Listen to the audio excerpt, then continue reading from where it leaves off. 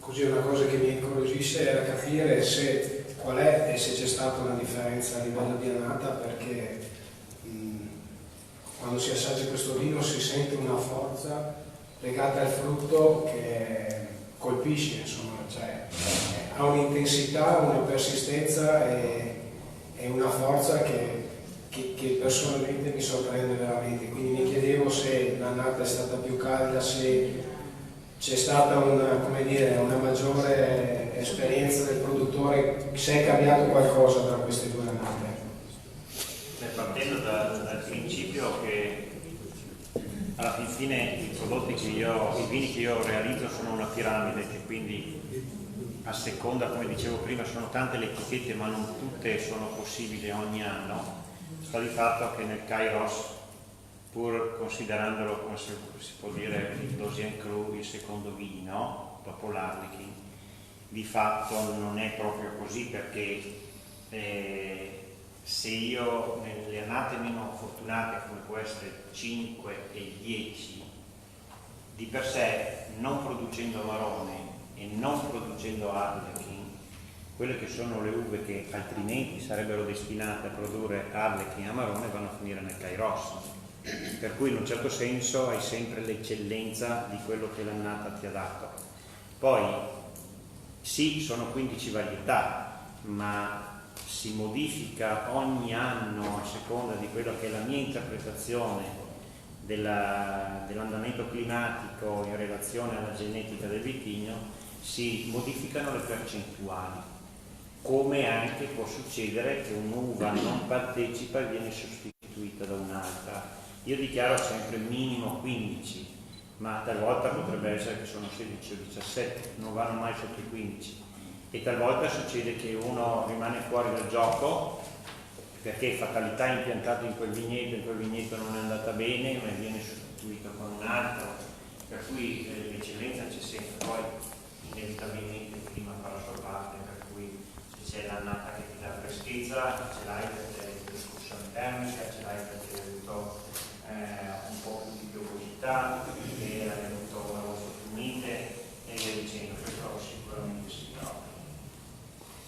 La sostanza è anche vero che sia così, perché sennò facciamo la Coca-Cola. Notate molto anche dal fatto che è un vino molto fresco, anche il 5 e il 10 sono decisamente freschi in bocca, ti dà molta beva, un vino importante ma allo stesso tempo ben godibile anche nella beva, perché dopo quel corso quasi mi voglio fare un'altra, perché la fortissima acidità che ha, il tannino è gentile, tra l'altro ben pettinato, ma la forte acidità dalla freschezza della beva, il fatto di poter continuare anche di bere ancora. Io devo fermarmi perché sono voraci di questi vini qui, perciò credo che possiamo anche. Ma quella è anche un po' una caratteristica di tutti i vini che hanno magazzine, perché la mia volontà è sempre quella che non credo nei muscoli, ma credo nella cura del dettaglio. Per me un vino dovrebbe essere un po' come un libro, no? Quando tu apri una pagina del libro, leggi un libro, quindi deve essere leggibile. Per poter essere leggibile, che vuol dire che praticamente tu ne riesci a scomporre i suoi elementi.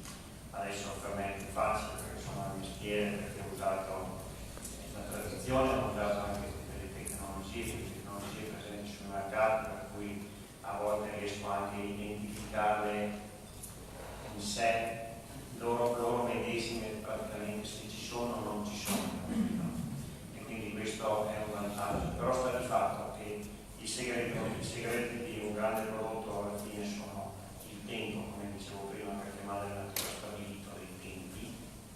Il nostro impegno dovrebbe essere quello di conoscere questi tempi, e l'altro segreto è quello del rispetto, cioè tanto più tu rispetti il prodotto in tutti i suoi passaggi che fai ad essere grave per diventare vino, e tanto più tu hai questa sensazione di leggibilità, che secondo il mio punto di vista è quello importante, quello che può essere proprio nei miei vini, per cui il caratteristico di dire ne bevo un bicchiere e mi invita a bere il secondo è proprio determinato secondo me da questo pensiero di fare vino proprio, e non è così facile da trovare nella maggior parte dei casi.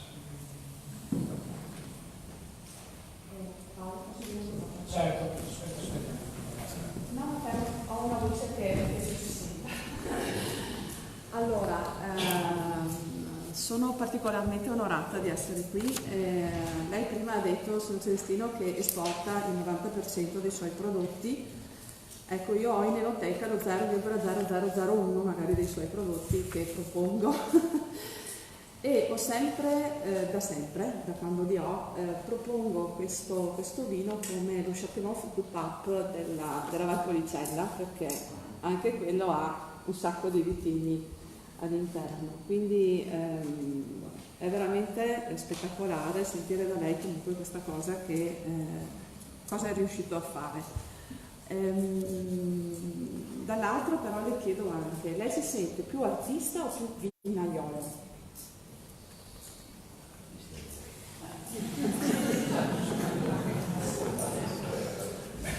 No. Allora, faccio un passo indietro.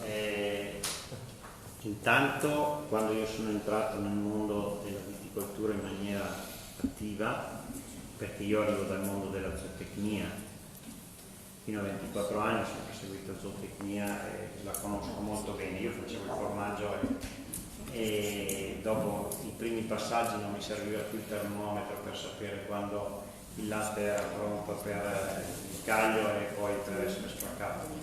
Prima misura e seconda misura. Qua avevo le misure qua. E quindi vengo da un mondo più tutt'altro. Però quando io sono entrato nel mondo della viticoltura, i nostri vigneti erano vigneti che nascevano da piede americano, piede selvatico, e poi venivano innestati l'anno successivo. E il contadino era solito all'epoca, perché nel dopoguerra si voleva quantità più che qualità, e quindi quando andava in giro e trovava un vitigno che era particolarmente generoso lo segnava e poi andava a prendersi il legno per fare gli innesti e lo innestava.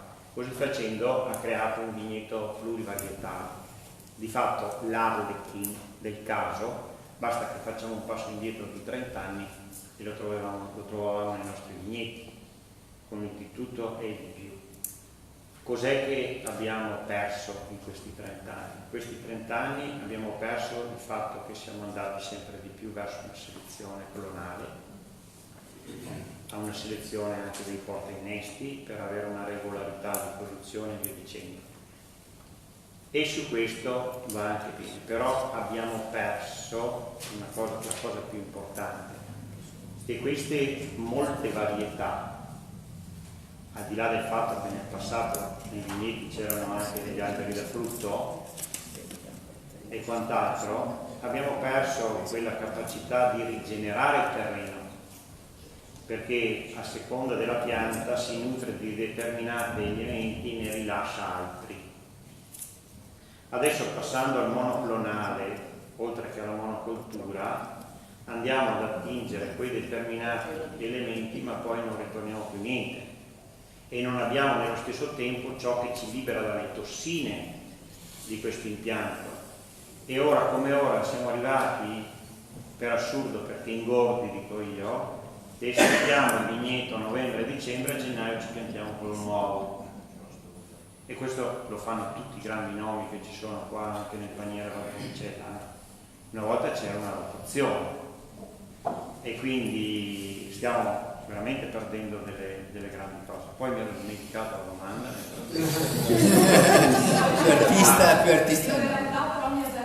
Sì, ha già risposto. Io sono in mezzo l'uno e l'altro, nel senso, la cosa che porto molto spesso a chi viene in visita da me in cantina, ma prima di tutto i ragazzi con cui lavoro assieme, che lavorano con me, io ho 15 dipendenti fissi oltre a ragionare per volta, che cerco di far riflettere questo. Io dico, guardate che noi, la mia compagna sarà stufo di sentirlo, ma ormai è così, e noi abbiamo a disposizione una vita sola, e se noi non ce la giochiamo in maniera vera, perché prendiamo le scorciatoie, perché ci va a dire una cosa che se ne pensiamo un'altra, o fare una cosa anche se ne piacerebbe un'altra, i primi che andiamo a prendere in giro siamo noi stessi, perché ci autoescludiamo dalla possibilità di sapere, di conoscere e quant'altro. Quindi quando io faccio un vino in questo caso, ritengo che ci sia bisogno di avere da una parte la conoscenza del produttore e nello stesso tempo quella vena artistica che dà quella cera, quella patina, quella delicatezza da esaltare praticamente il prodotto finale. 2005, 2010. Certo.